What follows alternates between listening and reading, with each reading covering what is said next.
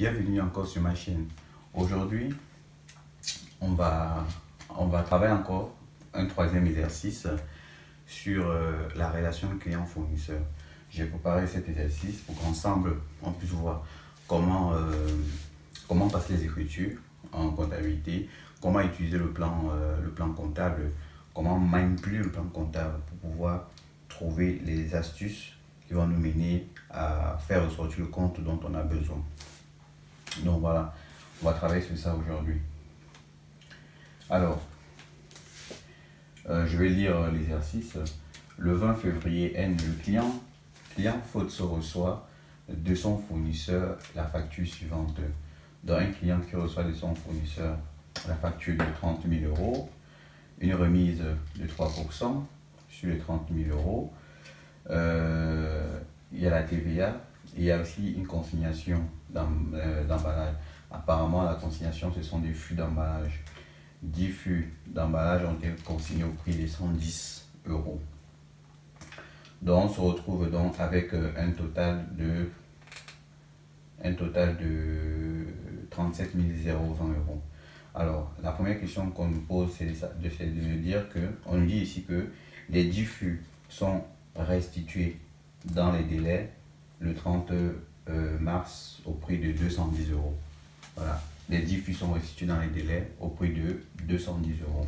Il faudrait qu'on passe ces écritures chez le client et chez le fournisseur, évidemment. Voilà. Alors, qu'est-ce qu'on peut passer comme écriture comptable? J'ai divisé le tableau en deux. Une partie ici, c'est chez le client. Et là, c'est chez le fournisseur. Voilà. C'est sur cette base-là. Ici, c'est la zone de calcul. Ok? Ça, c'est notre zone de calcul. Alors, comment on peut faire alors, la première des choses, c'est d'abord d'enregistrer la facture initiale, qui est la facture de marchandise là. On va enregistrer cette facture et ensuite on va comptabiliser les opérations en fonction des différents cas. Ok? Donc, premièrement, on a une facture ici d'achat de marchandises et on a l'escompte également, on a la TVA et on a les emballages consignés. La première des choses, il faudrait donc passer l'écriture d'achat de marchandises. Évidemment, vous mettez la date, le 20 février N. Le 20 février N. Achat de marchandises. Achat de marchandises dans le compte 60 qui est le compte d'achat. Et comme il s'agit des marchandises, on met le compte 7. Donc on a là achat de marchandises. Ok? Pour quel montant? Alors, comme il s'agit d'un achat de marchandises, on a dit que ce compte-là prenait toujours le dernier net commercial. Alors, lorsqu'on regarde notre facture, est-ce qu'on a un net commercial? On n'a pas de net commercial ici. La seule chose qu'on a comme le net ici, c'est le net financier.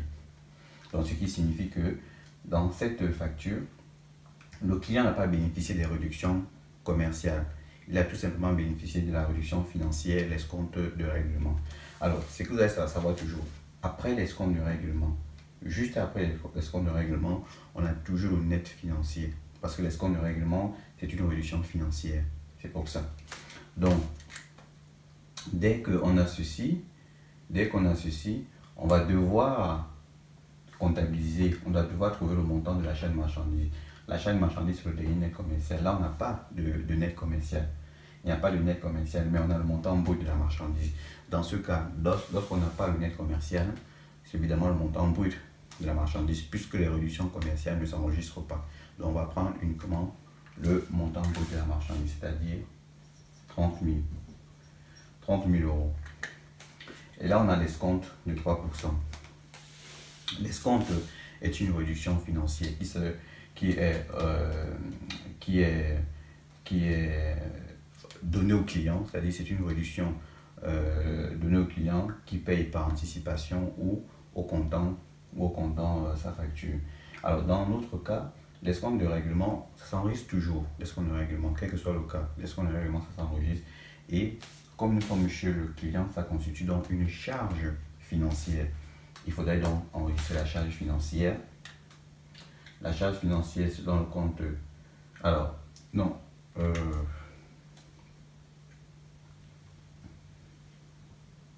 Alors, maintenant on a l'escompte qu'il faudrait enregistrer.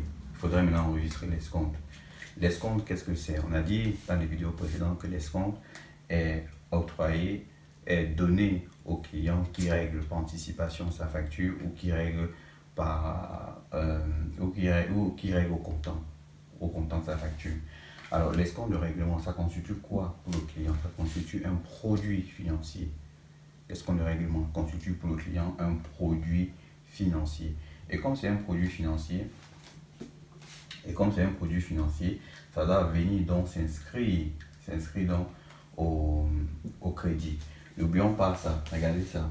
Vous voyez ici, on a charge qui s'inscrit au débit, produit qui s'inscrit au crédit. Ok? Donc lorsqu'on a un produit financier, ça s'inscrit au crédit lorsqu'on est dans le journal, comme c'est le cas. Il faut bien retenir ces égalités-là. Donc, on a donc l'escompte de règlement chez le client. On va mettre ici. On va mettre ça ici, 7, 6, 5. Alors, l'escompte de règlement, c'est donc le 6, ça signifie un produit financier. Ok, ça j'en ai déjà parlé dans les vidéos précédentes. Ça vous permet de savoir quel compte il faut utiliser. Produit financier, à chaque fois que vous avez un 6 au milieu, en deuxième position, dans un compte, il s'agit toujours d'un produit financier. Et ça, j'en ai parlé plusieurs fois dans les vidéos précédentes. Donc ici, j'ai donc le compte escompte qui prend le montant de 900 euros. Voilà. Une fois que j'ai comptabilisé l'escompte, il y a la TVA. La TVA sur la marchandise à comptabiliser. La TVA, étant donné que j'achète, ça veut dire que je fais sortir l'argent sort de ma poche. La TVA, c'est une TVA donc récupérable. Donc je mets ici 44, 5, 6. 6 signifie TVA récupérable. Le fait de mettre le 6. Maintenant, je vais mettre un deuxième 6 pour signifier qu'il s'agit de la TVA sur biens et services. Ok? Le deuxième 6 signifie que la TVA sur biens et services. Et là, à cause du 6 là, c'est à cause de ce 6 là que j'ai mis le deuxième 6. Ok? TVA sur biens et services. Sur biens et services. Donc là, j'ai donc une TVA récupérable pour un montant de 5820.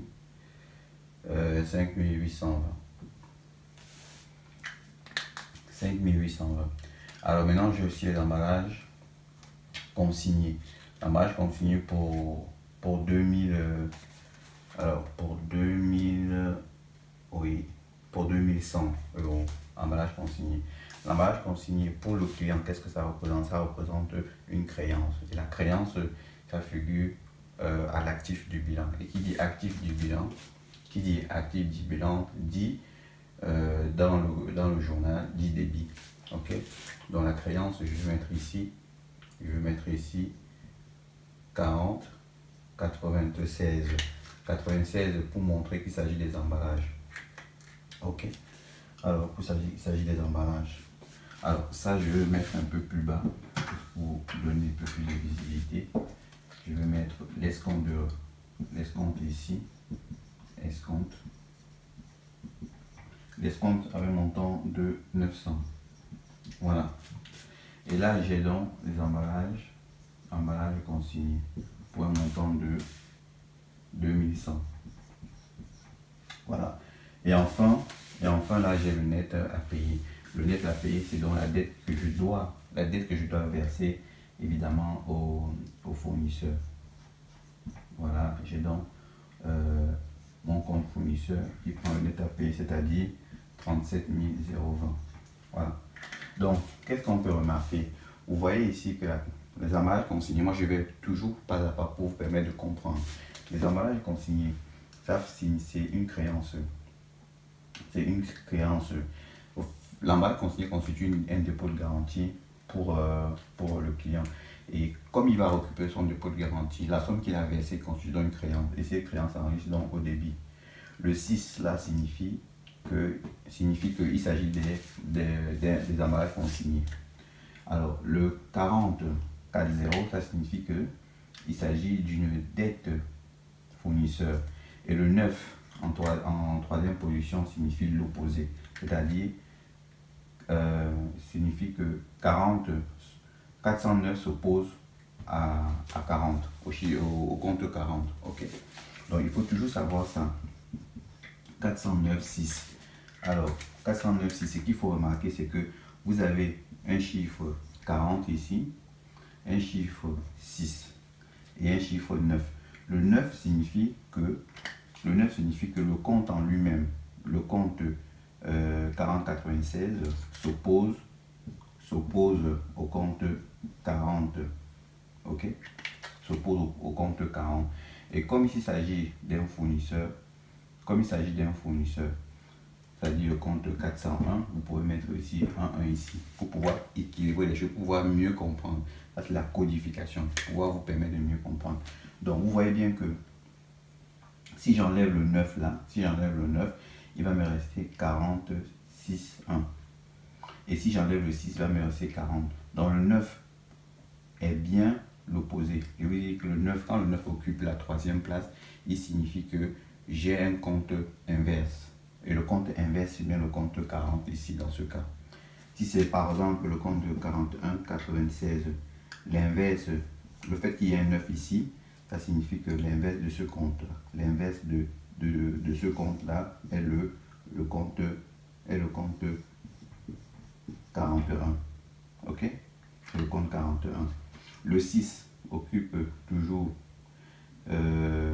la quatrième place là, pour montrer qu'il s'agit évidemment des emballages.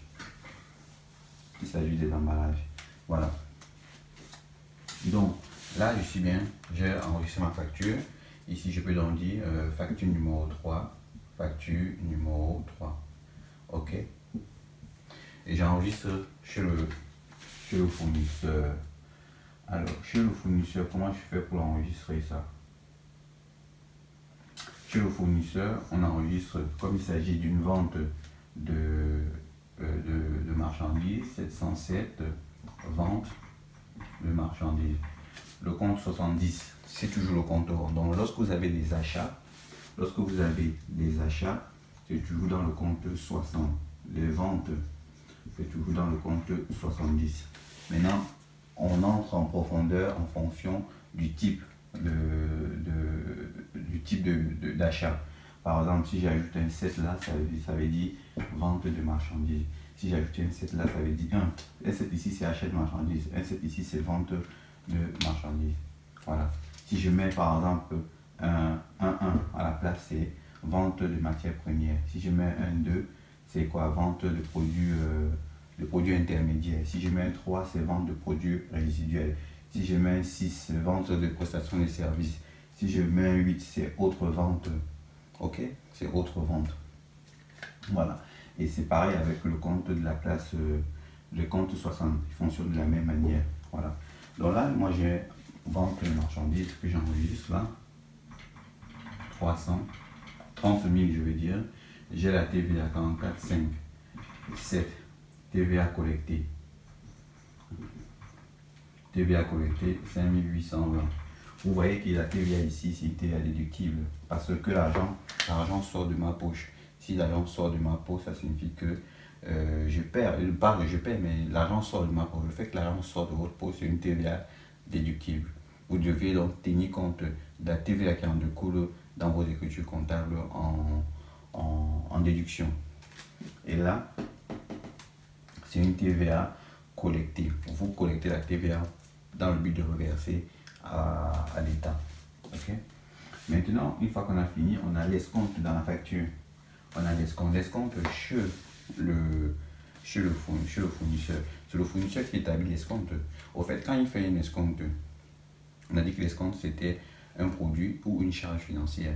Donc chez le fournisseur, c'est une charge financière. Pourquoi? Parce que c'est lui qui paie, parce que le but de l'escompte, c'est de réduire le montant de la facture. Donc, il va perdre le fournisseur.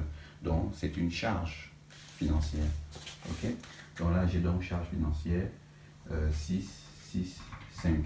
Alors, c'est à cause de ce 6 là en deuxième position que je connais qu'il s'agit d'un compte de charge financière. Sinon, je n'aurais pas su. C'est à cause de ce 6 là en deuxième position qu'il s'agit d'un compte de produit financier. Donc, lorsque le 6 occupe la deuxième place, c'est un compte de produit ou de charge financier.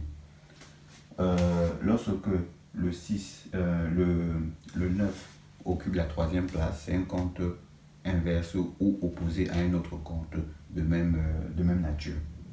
Ok, voilà. Donc là j'ai l'escompte que j'enregistre dans l'escompte. Le montant de l'escompte il est de 900. Ok, et enfin j'ai mon client qui prend le net à payer. Alors là c'est le client qui prend forcément le net à payer, c'est-à-dire les 37 020. Voilà, ma facture a été comptabilisée, donc je peux mettre ici facture numéro 3.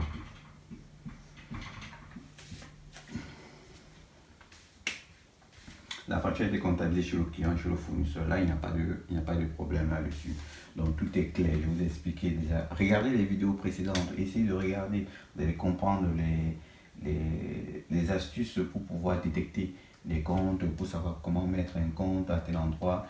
Qu'est-ce qu'un compte, pourquoi le chiffre 9, pourquoi le chiffre 6, pourquoi le chiffre 5. Ça, vous allez comprendre. N'oubliez pas de regarder les vidéos précédentes. Bon, la facture a été comptabilisée. On va passer dans l'écriture pour le premier cas. On nous dit ici là que 10 fûts sont restitués dans les délais le 30 mars au prix de 210. Ça signifie quoi? Le client il a acheté les emballages, il a consigné les emballages, 10 emballages consignés au total de 2100 euros. Ok, ça c'est ce qu'il a consigné. Et il est venu le 30 mars dans les délais évidemment restituer les emballages. Quelle est l'écriture qu'on va passer? Alors, ce qu'on va comprendre ici, c'est quoi? Le moment où il a consigné les emballages, au moment de la consignation, donc au moment de la consignation,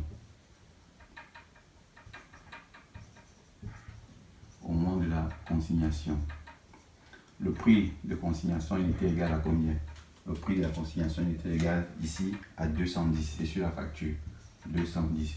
Maintenant, au moment de restituer les emballages, au moment de la restitution des emballages, quand on restitue les emballages, le fournisseur il évalue est-ce que l'emballage est en bon état. Si l'emballage est en bon état et qu'il n'y a pas de, on ne peut pas remettre en cause l'état des emballages, dans ce cas, il s'agit ici évidemment d'un prix de reprise, le prix auquel le fournisseur reprend ses emballages, ce qu'on appelle le prix de reprise. Le prix de reprise ou bien le prix de déconsignation. Et là on nous dit ici là que le fournisseur il a repris ses emballages à 210 euros, c'est-à-dire au même prix, 210 euros. Alors, qu'est-ce qu'on constate? On constate que le prix de consignation est égal au prix de reprise. Par conséquent, il n'y a pas de problème. La différence entre les deux donne 0. Donc, ce qui signifie donc qu'il n'y a pas d'anomalie au niveau des emballages. Les emballages n'ont pas été détériorés. Les emballages sont en bon état. Donc, la seule chose à faire maintenant, au moment de la restitution, c'est-à-dire, ça c'est au moment de la restitution des emballages, le 30 mars, au moment de la restitution des emballages, l'écriture qu'il faut passer maintenant, c'est l'écriture de restitution des emballages. Ça, c'est la consignation des emballages. Donc, ne vous gênez pas trop lorsque on a globalisé tout. S'il fallait comptabiliser uniquement la consignation, on devait passer. La consignation, c'est une créance chez le client, au prix de consignation, et chez le fournisseur, c'est une dette. Donc, c'est une dette, ça s'enregistre comme ça. Chez le fournisseur. Alors, dans notre exemple ici, on n'a pas tenu compte de l'emballage consigné. Je n'ai pas tenu compte de l'emballage consigné. Il faudrait qu'on puisse prendre en compte l'emballage consigné ici. L'emballage consigné est une dette pour le fournisseur. Donc ici on a donc emballage consigné pour un montant de 2100. Ok, voilà, pour un montant de 2100. Voilà. Donc vous voyez qu'au moment de la consignation des emballages, ça c'est chez le client, ici c'est chez le fournisseur. Donc vous voyez bien que chez le client, l'écriture ci, c'est celle-là, c'est 4096, c'est bien ça, et le 401 c'est là. Mais là, il y a le montant des emballages et le montant de la marchandise net à payer à l'intérieur. On a juste englobé. Donc, pour passer l'écriture de la restitution, c'est-à-dire l'écriture de la restitution des emballages, il suffit tout simplement d'estourner les comptes. Ok? Quand il estourne les comptes, ça signifie que le client il récupère sa consignation, son dépôt de garantie. Donc là, on estourne dans le compte là, les comptes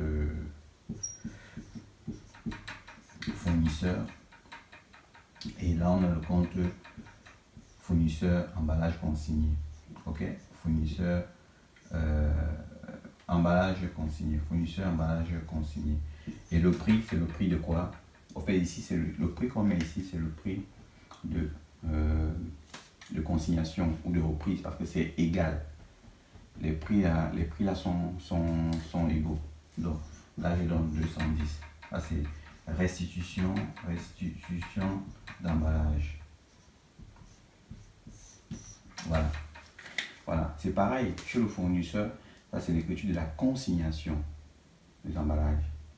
Ça c'est l'écriture de la consignation des emballages. Maintenant, pour faire la restitution des emballages, il suffit tout simplement d'estourner cette écriture. Elle est là, cette écriture. 411 de débit, au crédit 41,96, 41,96. Donc, j'estourne cette écriture 41,96 par le 411 pour un total de 200. C'est 210. C'est 210 multiplié par 10. 210 multiplié par 10. Voilà, ça donne 2100. Là, on a donc restitution d'emballage. Voilà. Ça, c'est le premier cas. Ok. Donc là, on a la facture et ici, on a la restitution des emballages. Et dans la restitution des emballages, il suffit tout simplement d'estourner les comptes, c'est tout. Ok. Parce qu'on a dit que dans le cas des emballages, soit il y a consignation, soit il y a restitution. La restitution peut être faite soit au prix de consignation, c'est-à-dire le prix de consignation est égal à prix de reprise, soit le prix de consignation est supérieur au prix de reprise. Et enfin, il y a là la non-restitution, qui est comptabilisée ici comme étant une vente ferme. Ok? Voilà ce que vous pouvez retenir au niveau des emballages consignés. Donc, les emballages consignés, c'est ça. Soit on consigne, soit on restitue, soit non restitution des emballages. Et dans notre cas, on est dans la consignation. On a déjà fait la consignation. La restitution, on est dans ce cas, restitution à un prix qui est égal au prix de consignation. Voilà. Maintenant, on va passer au deuxième cas qui est quoi? Les 10 fûts sont restitués, 10 fûts restitués dans les délais au prix de 150 euros. Ok? Au prix de 150 euros. Alors, contrairement au cas qu'on a vu un peu plus haut, ici on a vu que prix de consignation, au moment de la consignation, c'est-à-dire au moment de la consignation. Au moment de la consignation, qu'est-ce qu'on a? On a le prix de consignation qui vaut 210. Au moment de la restitution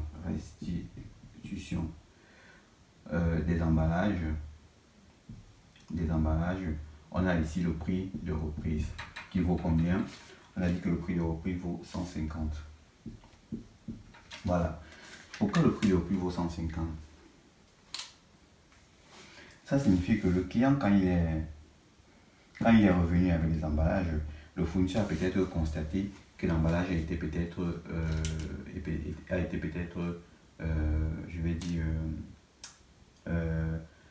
détérioré. L'emballage a été détérioré, l'emballage a été peut-être, qu'il y a eu peut-être une mauvaise utilisation de l'emballage qui a endommagé l'emballage. Donc, le fournisseur, dans ce cas, il ne reprend plus les emballages à 210. Il dit non, non, non, les emballages ne peuvent pas coûter 210. Avec tous les dégâts que tu as causés là, moi je peux prendre l'emballage à 150 et le reliquat, c'est toi qui payes. Donc, ça signifie donc que la différence entre les deux constitue donc pour le client un mali parce que c'est lui qui paie. Et la caution, il est venu récupérer 210. La caution qu'il avait laissée, c'était 210.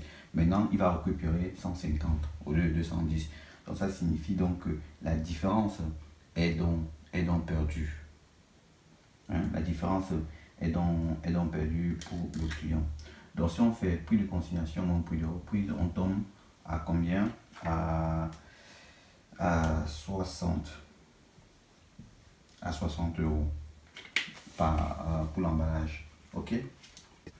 Donc là, on tombe à 60 euros. Alors, maintenant, qu'est-ce qu'on va faire? Maintenant, on va calculer. Il s'agit de 60 euros constitue quoi? 60 euros constitue le Mali sur emballage. Ok? C'est un Mali sur emballage. Alors, comment comptabiliser dans ce Mali? Ce Mali sur emballage, c'est quoi? On va comptabiliser là. Donc, la première des choses à faire, c'est quoi? Je mets comme ça pour vous dire que là, on a fini avec ça. La première des choses à faire, c'est d'estorner. C'est d'estorner le prix de consignation. Ok? La première des choses à faire, c'est d'estorner le prix de consignation. Donc, si on veut estorner le prix de consignation, c'est l'écriture qu'on a vue précédemment, c'est-à-dire cette écriture-là. Ok? Cette écriture. Donc, estompe du prix de consignation, on aura donc quoi? On aura donc 40, le fournisseur, et le compte 4096, fournisseur, emballage consigné. On estompe le prix de consignation. Une fois qu'on a estomé le prix de consignation, une fois que le prix de consignation a été estomé, il faudrait maintenant qu'on enregistre le Mali sur emballage consigné. Alors, le Mali sur emballage, c'est donc une perte, c'est-à-dire donc 613. En fait, 613, c'est un compte de location. Location, ça signifie c'est parce qu'il a loué les emballages. C'est parce qu'il a loué les emballages qu'on est parce qu'il a loué les emballages qu'on utilise le compte de location d'emballage pour un Mali. Ok? Alors, on met un 6 ici là pour dire qu'il s'agit de la location d'emballage. Vous voyez un peu, un 6 pour qu'il s'agit de la location d'emballage. Et là, on va mettre un Mali sur emballage. Et le montant du Mali, c'est quoi? Ça, c'est le Mali sur emballage, tout taxe comprise. Ok? Donc, si on veut calculer le Mali, on aura donc le Mali qui va être égal à quoi? Qui va être égal à 60 euros. 60 euros multiplié par le nombre d'emballages.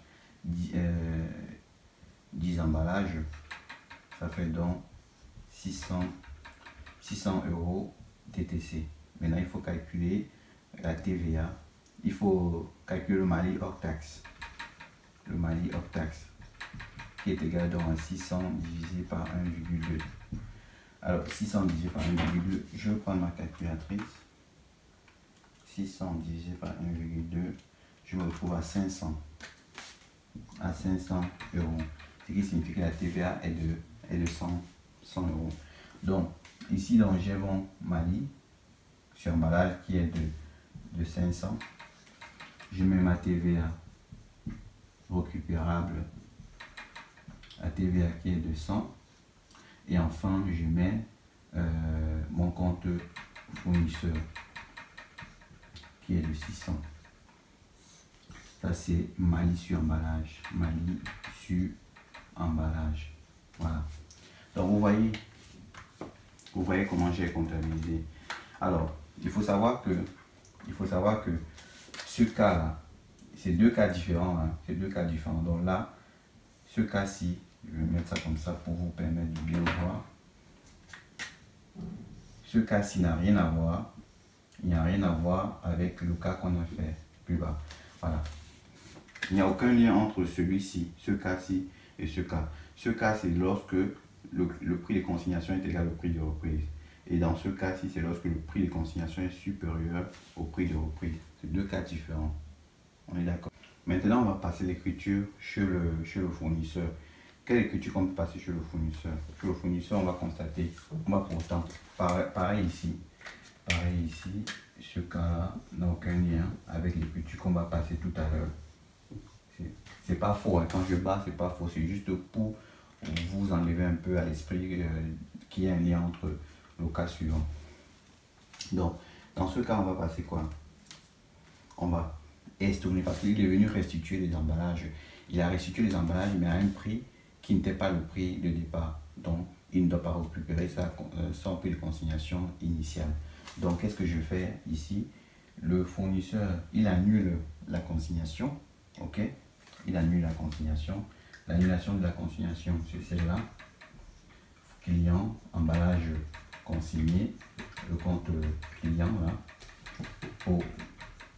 Là, c'est l'annulation. Annulation, consignation. Annulation, consignation. OK? Une fois que la consignation a été annulée, il passe maintenant à l'écriture. Comme le client a réalisé un Mali, le fournisseur, qu'est-ce qu'il réalise lui? Il réalise un bonus sur emballage. Alors, un bonus sur emballage chez le fournisseur, c'est comme une vente d'autre chose. On a dit que la vente d'autre chose en reste dans le compte 78. Donc, on a 78, vente, 8 c'est pour dire autre chose. Quand le 8 utilise la troisième place, c'est pour dire autre chose. Et comme s'il s'agit des emballages, on met un 6 là. Donc vente autre chose. Cette autre chose, c'est quoi? C'est les emballages. C'est pour ça qu'il y a le 6. Donc on va dire ici là-dedans, boni. Et on va mettre la TVA, 44,5,7 TVA. Et le montant ici, c'est combien? Le montant, c'est 500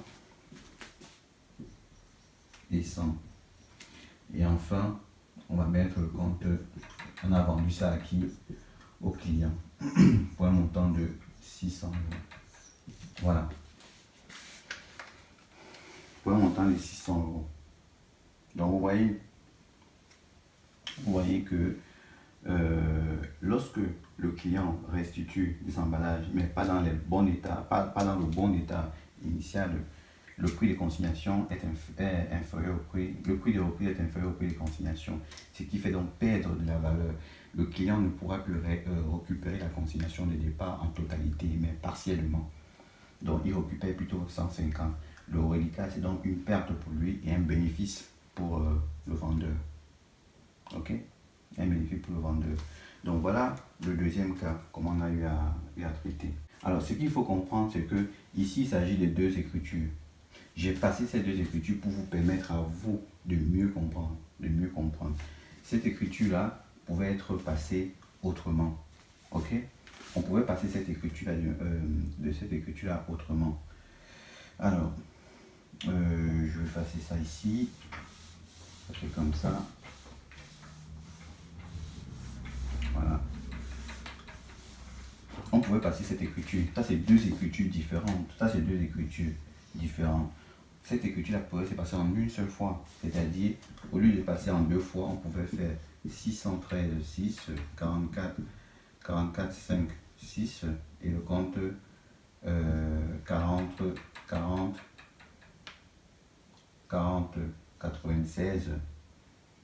96 et le compte ici on met le compte 401. Voilà, on pourrait passer ça comme ça en une seule écriture, mais c'est compliqué de comprendre. Il faut vraiment être un habitué de ça pour pouvoir passer en une seule fois. Moi je vous ai montré en deux étapes, ça vous permet de comprendre.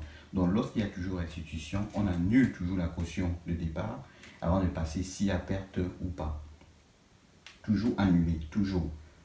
C'est-à-dire toujours annuler le prix de consignation, toujours. Ok, avant de passer la bonne écriture. Pareil, hein, de l'autre côté, chez le client, vous pouvez faire également de la même manière. Alors, le troisième cas, c'est quoi? Les fûts ne sont pas restitués dans les délais d'usage. Ça signifie quoi? Ça signifie que, le troisième cas, ça signifie que le client, il a consigné les emballages. Après, il est parti.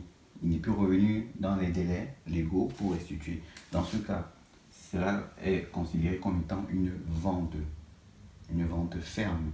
C'est-à-dire, lorsque tu consignes quelque chose et qu'on te dit qu'il faut arriver dans 10 jours, tu ne viens pas, le fournisseur te facture cela comme étant une vente. C'est pour ça qu'on vous dit toujours que l'emballage, le prix de consignation doit être tout à ce compris. Parce que si ce n'est pas tout à ce compris, quand le client, si le client, comme dans ce dernier cas, s'il ne revient pas, ça signifie que tu ne pourras pas récupérer la TVA. Si tu avais facturé le prix de consignation hors taxe, ok, si tu avais facturé hors taxe, il faudrait encore que tu appelles le client pour lui demander de venir te verser le montant de la TVA à récupérer, ok, à facturer.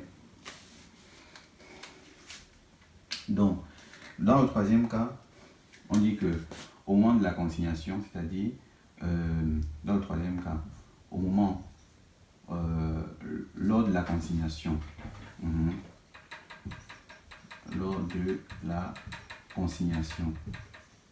lors de la consignation, le prix de consignation est égal à 210.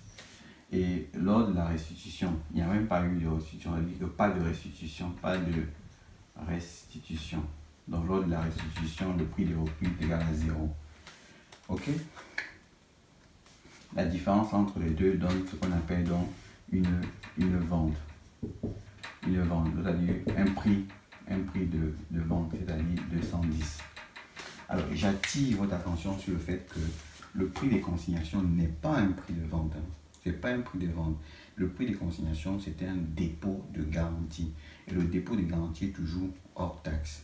Mais pour éviter que le client verse un montant hors taxe et que plus tard il ne revient pas, parce que si le client verse, lorsque le client verse le montant, c'est pour venir récupérer après. Et s'il ne récupère pas, s'il ne vient pas après, le prix versé est considéré comme étant le prix de vente. Et qui dit prix de vente dit TVA là-dessus. Ok? Mais imaginez-vous qu'il avait versé au départ hors taxe et que plus tard, il décide de ne pas venir, il ne vient plus. Comment vous faites pour facturer la TVA? Comment vous faites pour récupérer la TVA là-dessus? Il n'y aura pas de TVA. Il n'y aura pas de TVA. Il n'y aura pas de TVA facturée là-dessus. Et vous allez perdre. L'État va vous demander de récupérer la TVA que vous avez par inadvertance perdue. Ok? Donc, c'est dans ce cas, c'est ici maintenant que le prix de consignation est égal au prix de vente. La différence entre les deux donne ce qu'on appelle le prix de vente. Ici, c'est le prix de vente et tout à ce compris, bien, TTC. C'est TTC parce qu'au départ, il a consigné TTC. Toujours. Alors, comme il n'est pas venu, qu'est-ce qu'on fait? Alors, ce qu'on fait chez le client, on est ici chez le client, là on est chez le fournisseur. Ok? Ce qu'on fait chez le client, qu'est-ce qu'il fait? Je vais d'abord commencer chez le fournisseur, c'est plus facile. Chez le fournisseur, qu'est-ce qu'il fait? Il annule la consignation de départ, c'est-à-dire 80. Ça c'est client emballage consigné. Ici c'est client emballage consigné. Alors lorsqu'on annule ça, c'est pour dire le fournisseur là il dit je n'ai plus de dette avec mon client, j'annule, je n'ai plus de dette avec lui, comme c'était le cas ici. Dans le cas ici, on a dit que c'était une dette. C'est pour ça que vous avez vu, c'était au crédit. Mais là, il a annulé ce débit pour dire je n'ai plus de dette. C'est-à-dire, il annule quoi? Le prix de consignation. Les 210. Et comme c'était 10 emballages, ça fait 2100. Ça fait c'était 10 emballages. Et vous voyez, 2100. Ça, c'est solde, il n'y a plus de problème. Maintenant, il faudrait qu'il enregistre la vente. Comme tu n'es pas venu dans les délais, hein, cette vente-là, l'emballage que tu es resté avec, moi je considère comme vendu. Alors, il faudrait qu'il vende. La vente, c'est quoi? 708, toujours 708, qui est un bonus sur emballage. Dans le plan comptable, c'est écrit bonus sur emballage. Et si vous ajoutez le 6 là, ça fait donc une vente ou un bénéfice sur la vente. Donc là, on a donc un boni qui est égal à combien? Un boni. Là, il faudrait donc calculer le boni. Donc, comment faire? La vente, le prix de vente ici, on a un prix de vente TTC qui est égal à 210. Prix de vente hors taxe va être égal à combien? 210 divisé par 1,2. Alors, ça me donne combien avec ma calculatrice? 210 que je divise par 1,2, ça me donne 175. Ok? Ça me donne 175. Voilà. Voilà le montant du prix de vente hors taxe. Maintenant, il faudrait qu'il enregistre prix de vente hors taxe qui est égal à combien? Ça c'est prix de vente qui est égal à 175. Ok?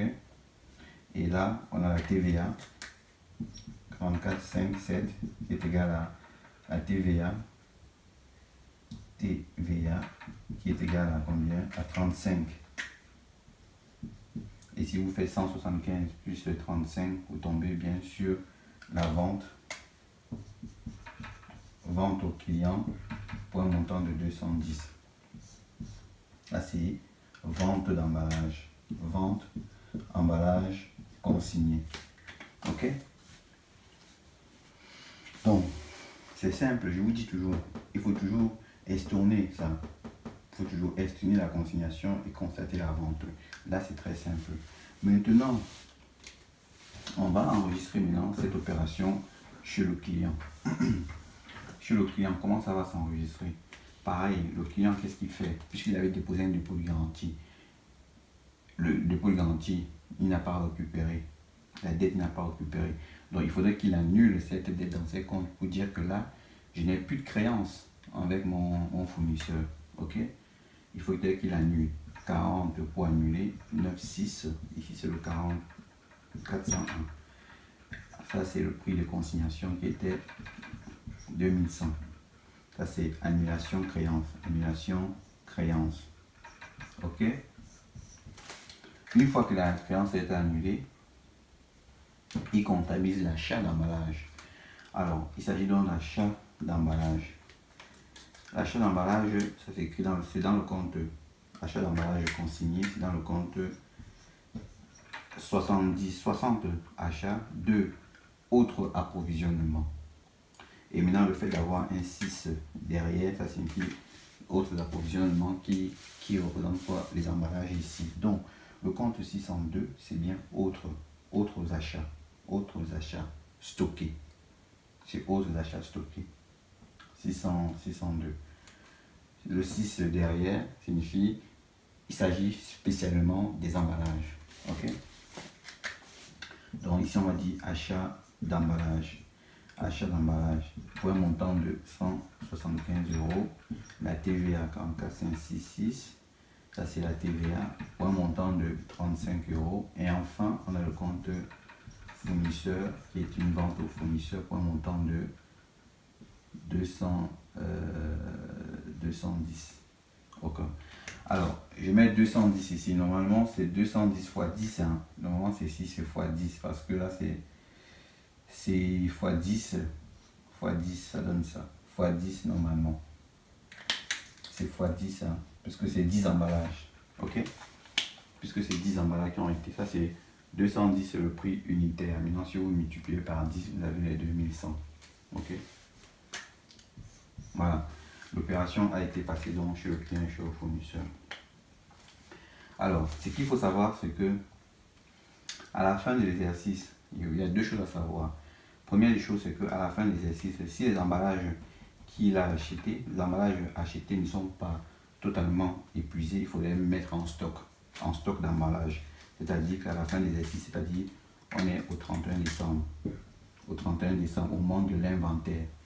vendre l'inventaire, on constate qu'on a encore des emballages. Dans ce cas, qu'est-ce qu'il va faire? Il va mettre un compte de stock d'emballage consigné. 3, 2, 6. Et c'est également une technique. Le 3, c'est qui signifie un stock. Le 2, c'est à cause du 2 là. Et le 6, c'est à cause du 6 là. Ok? Ce sont les techniques qu'il faut en print. Donc ça, c'est le stock d'emballage consigné. Ici, on va dire ici stock d'emballage consigné. On va solder dans le compte 60. On va solder le compte pour mettre en variation de stock. Variation de stock. Pour la partie des emballages non utilisés. Emballage non utilisé. Non utilisé. Ok? Alors, cette écriture d'inventaire, c'est très intéressant de retenir ça. Hein. C'est vrai qu'on n'est pas encore arrivé là, mais ça c'est très intéressant. Lorsque vous achetez des emballages, des emballages, imaginez où vous êtes dans une boulangerie, vous faites du pain, pas qu'acheter des sacs à pain là, ça qu'on met le pain à l'intérieur, ce sont les emballages. Vous achetez beaucoup, et lorsque vous arrivez à la fin des essais, vous constatez que sur le stock de 1000 emballages que vous avez acheté, il y a encore 5 emballages qui restent à la fin. Et c'est ça que vous allez enregistrer. Vous allez mettre ça en stock. Vous allez créer un compte de stock pour mettre ces 5 emballages à l'intérieur. Pour dire que les 5 emballages, parce que le compte de charge, c'est un compte qui est utilisé pour l'année en question, qui s'épuise pendant une année. On ne peut pas utiliser le compte de charge, une charge ne s'étale pas sur plusieurs exercices, ça s'étale seulement sur un seul exercice. Ok? Donc le fait d'avoir utilisé ces emballages en stock,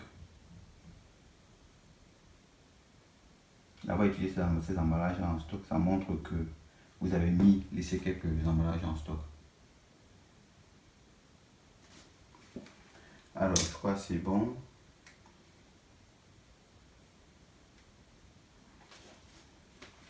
J'allais également attirer votre attention sur l'écriture d'achat.